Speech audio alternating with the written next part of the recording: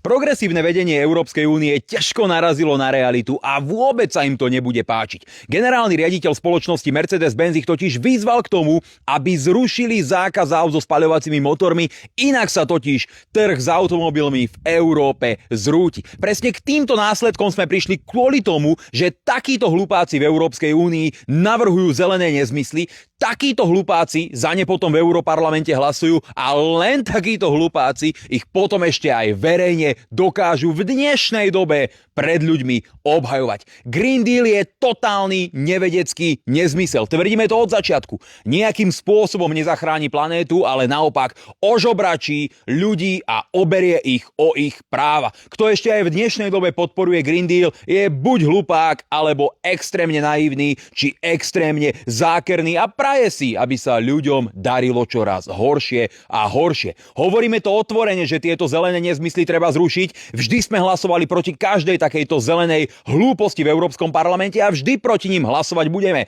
A chceme rovnako aj vyzvať vládu Slovenskej republiky, aby s týmito zelenými blbostiami skrátka rovnako neblbla. Prestala plánovať výstavbu veterných parkov a podobných hlúpostí, ale naopak sústredila sa na rozvoj normálnej a zmysluplnej infraštruktúry, pretože po celom svete sa tieto zelené hlúposti skrátka rozpadajú. Odstúpili od nich USA, nedodržujú ich v Číne, nezaujímajú ich v Rusku a ak sa budeme takýchto hlúpostí držať len my tu v Európskej únie, tak nás čaká tragický a smutný zánik. V hnutí Republika vždy a jasne budeme stáť proti Green Dealu a naopak budeme stáť za slobodou, právami a normálnym dôstojným životom každého jedného pracujúceho občana.